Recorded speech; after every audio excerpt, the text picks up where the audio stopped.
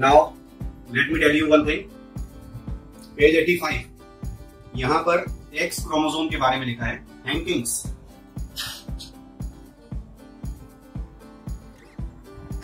Right, you can come here on page 85, ranking in 1891। इन्होंने दिया था एक्स बॉडी, जिसे आज हम एक्स क्रोमोसोम कहते हैं, उसको नाम दिया था एक्स बॉडी रैंकिंग। और किसमें इन्होंने एक्स बॉडी देखी, इस ऑर्गेनिज्म में इन्होंने एक्स क्रोमोसोम देखा। You know that he was studying spermatogenesis in insects।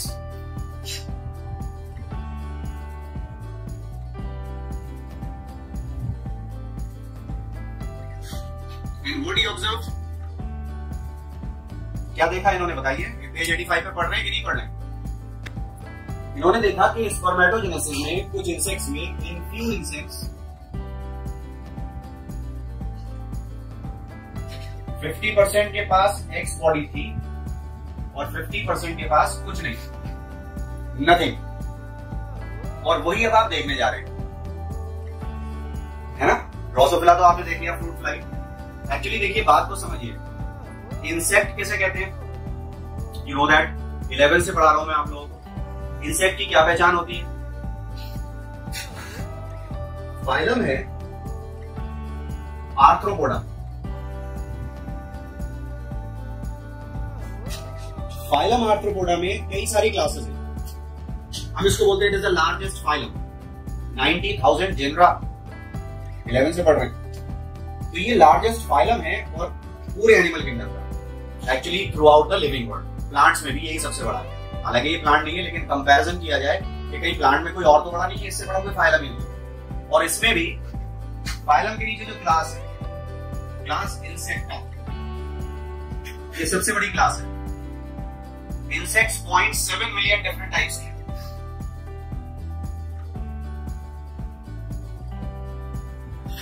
0.7 million कितना हो गया? 1 मिलियन इज 10 लाख, तो 7 लाख तरह की इंसेक्ट्स हम, जिनको हम जानते हैं, और कितनी है जिन्हें हम नहीं जानते, वी डोंट नो। एक बात तो ये हो गई, सबसे बड़ी क्लास है इंसेक्ट। और इंसेक्ट की पहचान क्या है? 6 walking legs, 3 pairs of walking legs, इसलिए इसका दूसरा नाम है हेक्सापोडा, है ना। अब आपने फ्रूट फ्लाई, ड्रोसोफिला में तो देख लिया कि XX और XY। अब यहां पर ये बोल रहे हैं कि एक्स बॉडी 50% को मिली और 50% को नहीं मिली, है ना। इसकी जगह फिर क्या था? क्या वाई क्रोमोसोम था या कोई क्रोमोसोम नहीं था? अब आपने ड्रोसोफिला में तो देख लिया कि आधों के पास एक्स जा रहा है, आधों के पास वाई जा रहा था। बट अगर ड्रोसोफिला का फीमेल है तो वो तभी तो होगा जब 2 एक्स है, और मेल है तो 1 एक्स है और 1 वाई है। 0.5 होना चाहिए, x ratio two autosome should be 0.5। अब जो हम थर्ड सेक्स डिटर्मिनेशन देखने जा रहे हैं, that is in grasshopper. What happens in grasshopper? Male is X, female is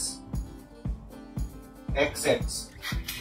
अब X के साथ कुछ नहीं है, कल भी मैंने बताया था, यहां पर ये लिखा हुआ है, तो इसको बच्चे समझ लेते हैं O, XO टाइप। अगर ये अंडरलाइन नहीं है तो भाई O नाम का कोई क्रोमोसोम ही नहीं है। हमने 11 में पढ़ाई थी, 10th में पढ़ाई थी, 9th में पढ़ाई थी। जो आपने नहीं पढ़ा वो होता भी नहीं है आपके लेवल पर। अगर आपने कोई चीज 12th तक नहीं पढ़ी है और आपने 12th की सारी बुक्स पढ़ ली, तो इट मींस वो आपसे पूछा भी नहीं जाएगा, आपके लिए वो है ही नहीं। तो it is not X chromosome, it is 0। ठीक, तो इसीलिए मैं हमेशा ऐसे लिखता हूं कि X डैश, मैं हमेशा ऐसे लिखता हूं। बुक्स में लिखा जाता है XO, तो सारे बच्चे वो समझ लेते हैं, इट इज 0। तो if 1X chromosome, no Y, male. If 2X chromosome, female. It's given in the book on page 85 again.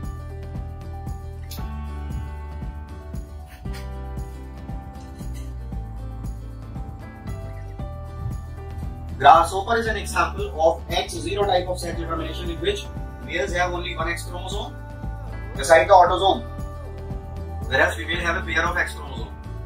ठीक है? अब आते हैं बच्चों फोर्थ पर। Fourth mechanism, in birds, male is ZZ. अब देखिए Z नाम क्यों रखा, जिससे कि XX और XY से कंफ्यूजन ना हो, इसलिए रखा है नाम। जब कभी भी हमें अपनी आसानी के लिए चीजों को पढ़ना होता है तो हम उसे लेटर से डिनोट कर देते हैं। जैसे आपने कार्डियक साइकिल में देखा था ना, PQRST, P wave, QRS wave, QRS complex, T wave. तो कार्डियक साइकिल में वो भी सब आर्बिट्रेरी थे, they have no actual full form, एक सीक्वेंस चाहिए। इसी तरह से ZZ क्यों रखा, जिससे कि XX और XY से कंफ्यूजन हो। तो मेल यहां पर होमोगेमिटी शो कर रहे हैं बर्ड्स में, मेल्स आर शोइंग होमोगेमिटी, है ना, और फीमेल ZW। बर्ड्स में ओवम डिसाइड करेगा the sex of the child, the sex of the chick. If we take a female ZW and male ZZ, if this goes, it will be a male. If this goes, it will be a female. So females are heterogamy. They are showing heterogamity in birds. Yes or no? अगर ये clear है तो fifth type पर चलें। मैंने आपको बताया था सेक्स डिटर्मिनेशन कितनी तरह का पढ़ना है, 5 तरह का, 4 हो गए। Coming on to the fifth one.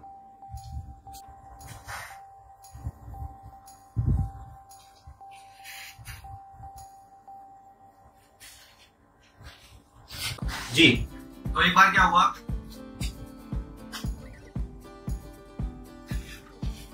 ये कहानी बहुत जगह सुनाई जाती है, बहुत जगह यूज में भी आती है, आज फिर यूज में आएगी। ये एक डॉक्टर का चेंबर है, एम्प्टी टेबल है, ये उनके चेयर है, यहाँ पर बैठे D1, डॉक्टर 1, ये एंट्रेंस है।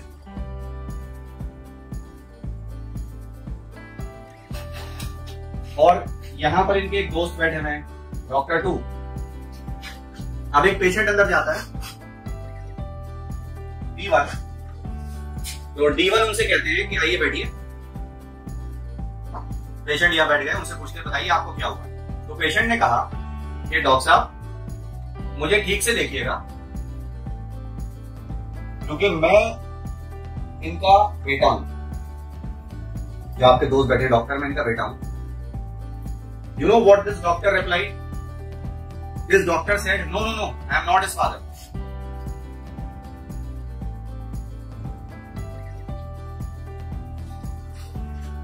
और ये कह रहे हैं, I am his son.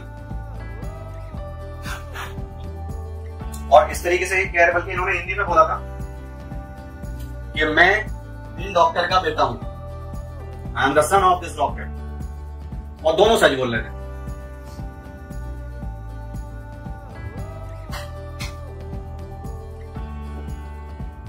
This doctor, both were right. कैसे? अब आप चैप्टर 4 पे मत चले जाना। Surrogate, yes you are right, ये लेडी डॉक्टर है।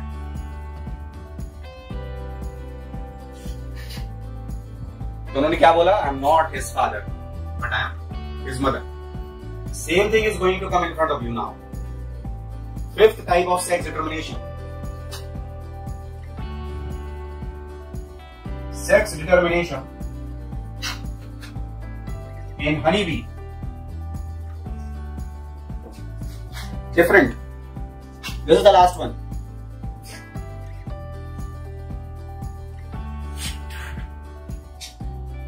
First of all, you have to collect some information. Colony of honeybee. It has 3 types of individuals.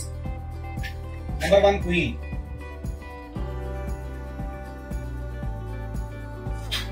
Diploid. 2n is equal to 32. Fertile. Female. Diploid, fertile, female. Number 2, workers.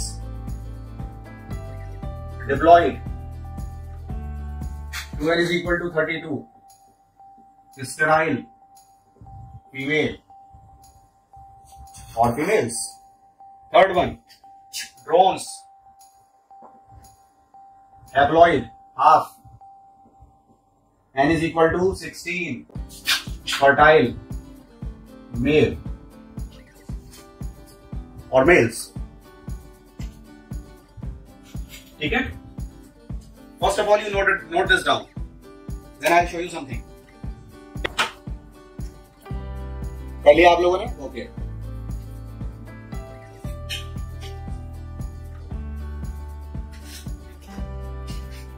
सबसे पहले generation first, इसको देखिए। एक colony है honey bee की, जिसमें workers भी हैं, उनको हम नहीं ले रहे। क्वीन है, 2n is equal to 32, और इसी कॉलोनी में ड्रोन भी है, n is equal to 16। Queen ने मियोसिस से ओवा बनाए, फीमेल गैमीट, बहुत सारे ओवा। ओवम सिंगुलर होता है, ओवा प्लूरल होता है, यू नो दैट, ठीक है। और इन्होंने माइटोसिस से स्पर्म बनाए। अब इन ओवा का क्या हुआ?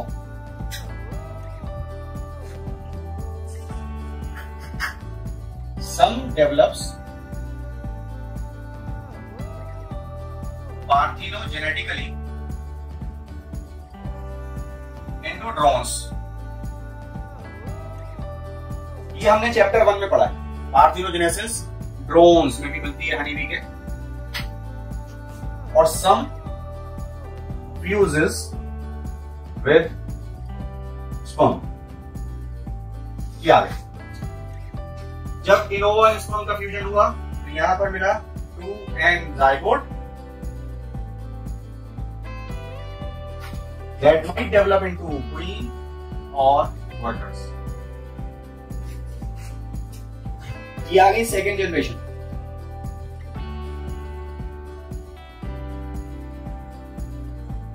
जनरेशन 2 आया ना भाई, इनके बच्चे आ रहे हैं ना, ड्रोन्स और क्वीन और वर्कर। ये सेकेंड जनरेशन हो गई।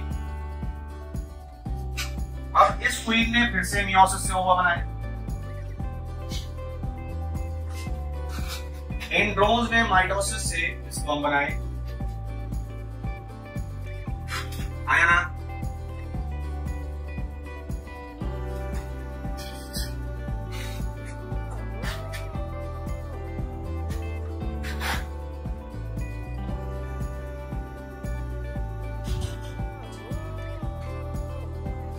फिर इसमें से क्या होगा? सम develops parthenogenetically into drones, n is equal to 16. Some fuses with sperm। ये स्पर्म कौन से वाले? ये वाले। और इनसे क्या बनेगा? 2n is equal to 32।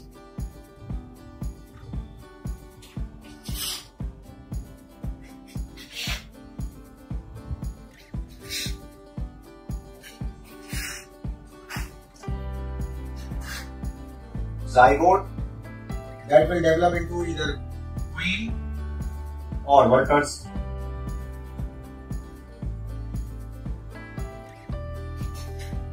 ये आ गई बच्चों जनरेशन थर्ड। ठीक है?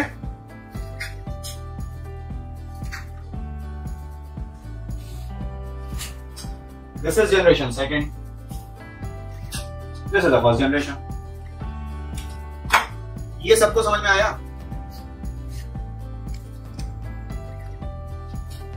इसमें किसी को कोई डाउट? Let me know. बोलिए बच्चों, any doubt to anyone? Alright, अब ध्यान से सुनिए। ये साहब कह रहे हैं I don't have a father but I have a grandfather.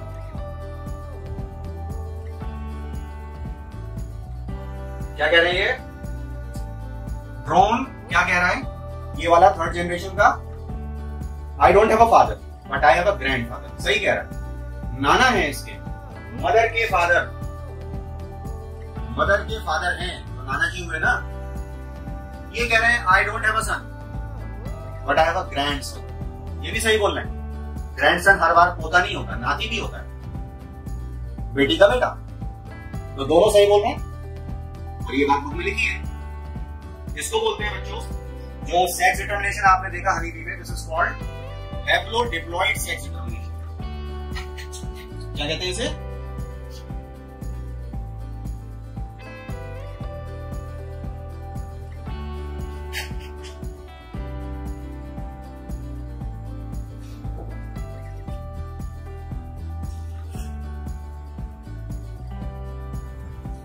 हैप्लोडिप्लॉइड sex determination. इसको पढ़िए बुक से, और बुक से पढ़ने के बाद मुझे बताइए आपको समझ में आया कि नहीं आया। डू इट नाउ बच्चों। डन? आगे बढ़े, moving on to the next topic.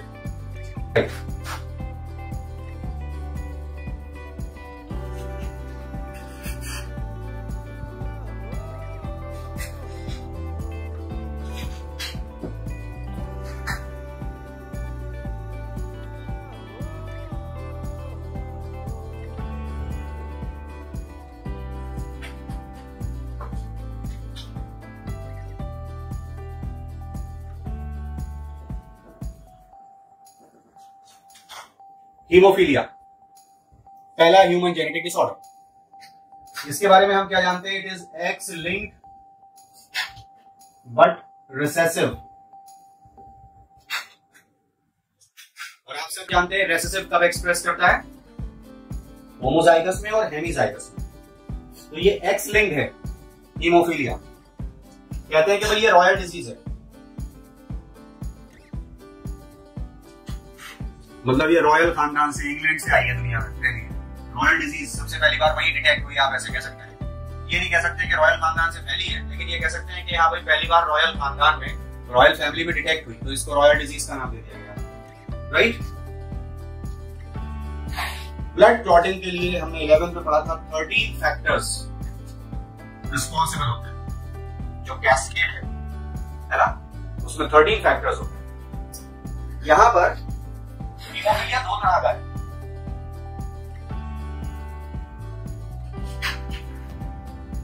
Haemophilia A and haemophilia B.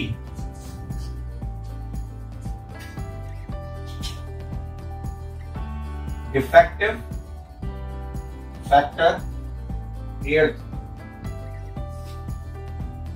Defective factor 9। 13 में से दो फैक्टर 8 और फैक्टर 9। ठीक है, देखना इनमें से किसको हम क्रिसमस फैक्टर कहते हैं। Find it out, Christmas factor कौन सा होता है? फैक्टर 8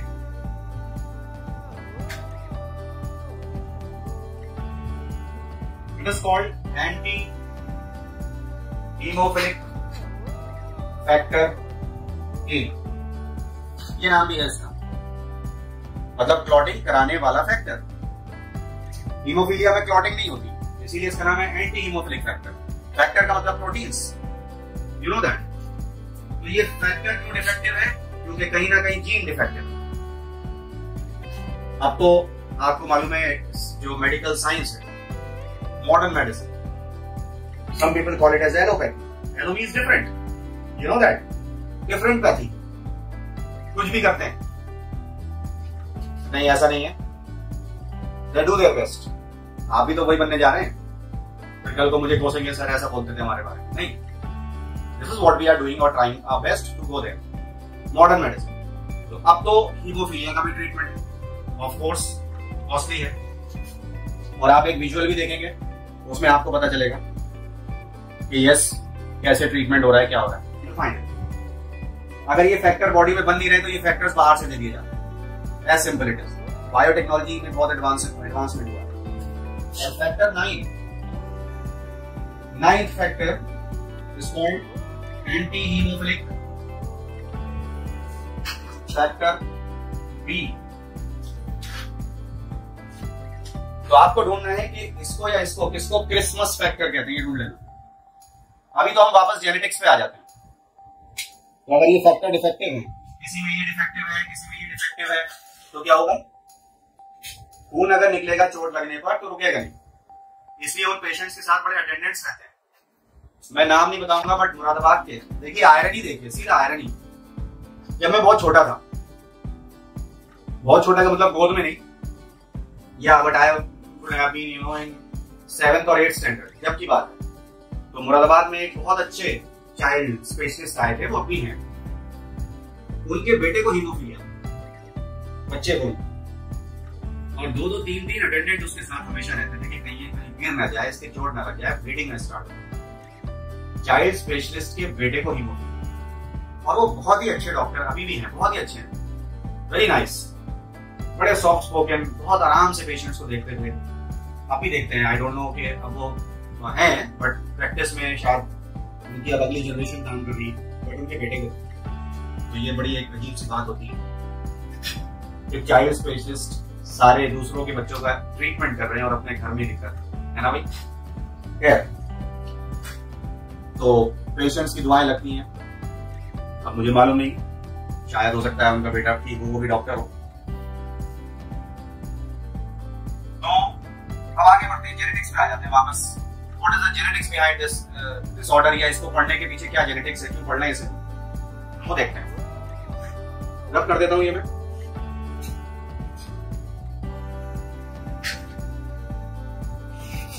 तो रॉयल डिजीज कहने के पीछे क्या रीजन है? Queen Victoria was a career.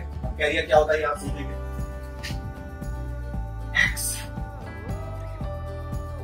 X small H, small H का मतलब क्योंकि रेसेसिव है।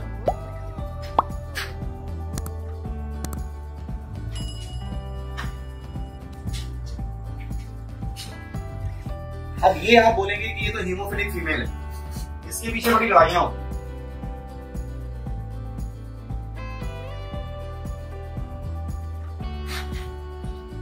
क्या लड़ाइयां होती है मैं बताऊंगा। एक कंडीशन ही हो गई, दूसरी कंडीशन हो गई XXH, डोमिनेंट और रेसेसिव। तो रेसेसिव एक्सप्रेस नहीं करेगी डोमिनेंट की प्रेजेंस में। इनको बोलते हैं carriers, and these are asymptomatic, क्योंकि यहां दूसरे पर डोमिनेंट एलील है, उसे हम कैपिटल एस से नहीं दिखाएंगे।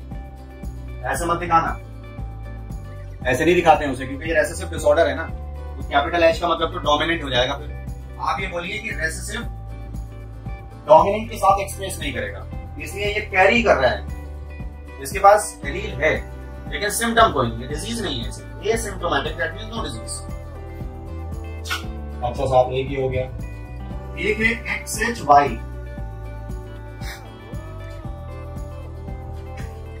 ये है डिजीज मेल।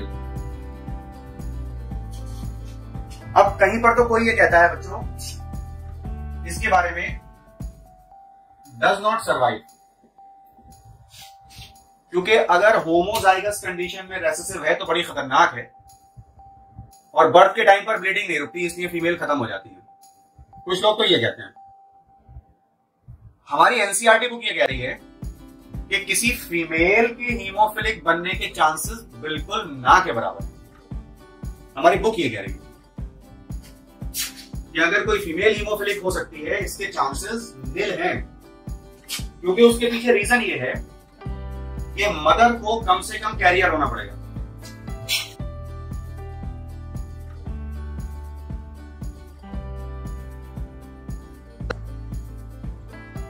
और फादर को डिजीज होना पड़ेगा, तभी तो एक ही आएगा। फिर बुक में एक बात लिखी है, which is not viable in the later stage of life. If you can come on to page 89. The possibility, first paragraph, the possibility of a female becoming hemophilic is extremely rare. बच्चों rare तो होता ही वो है जो कि बिल्कुल ना के बराबर मिले, और ये कह रहे हैं एक्सट्रीमली रेयर,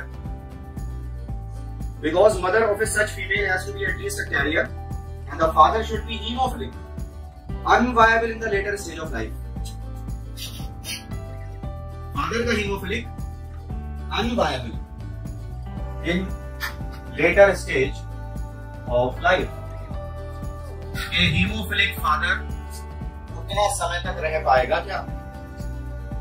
अगर ट्रीटमेंट नहीं मिला तो मुश्किल है। ट्रीटमेंट तो अब आया है ना, किताब तो बहुत पहले लिख दी गई। समझ रहे हैं आप या नहीं? और कैरियर्स को तो पता नहीं होता कि हम कैरियर हैं। ये पता होता है कि हम जिससे शादी करने जा रहे हैं, अगर वो डिजीज है तो शादी नहीं करेंगे भाई, डिजीज है ये अलग बात है कि ये साहब बहुत पैसे वाले हैं तो किसी गरीब को अपने घर में ले आए, पॉसिबल है। तो ये अनवायबल का मतलब कुछ ऐसा ही है कि it is unviable in the later stage of life, के अगले समय तक वो रह पाए। ठीक है, सो यू कैन रीड, ये आपको जरूर पढ़ना है पेज 89 पर, hemophilia, you have to go through this. ठीक है, नेक्स्ट क्लास में मैं इसके आगे दूसरा डिसऑर्डर बताऊंगा और फिर कहानी पलट जाएगी। यू विल सी इसका मतलब क्या है कि कहानी पलट जाएगी, यू विल फाइंड आउट। ठीक है, तो एकदम से ये मत लिखना डज नॉट सर्वाइव, हालांकि हमें पता है कि बर्थ के टाइम पे ब्लीडिंग नहीं मिलेगी तो नहीं रुकेगी और वो सर्वाइव नहीं कर पाएगा, होमोजाइगस स्टेट में आ गया ना, रेसेसिव बहुत खतरनाक हो गया, लेकिन यहां तक पहुंचना ही बड़ा मुश्किल है, एज द बुक सेज। चलिए बच्चों, तो फिर आज की क्लास यही रोकते हैं। ठीक है, will continue in the next class. Goodbye, stay safe.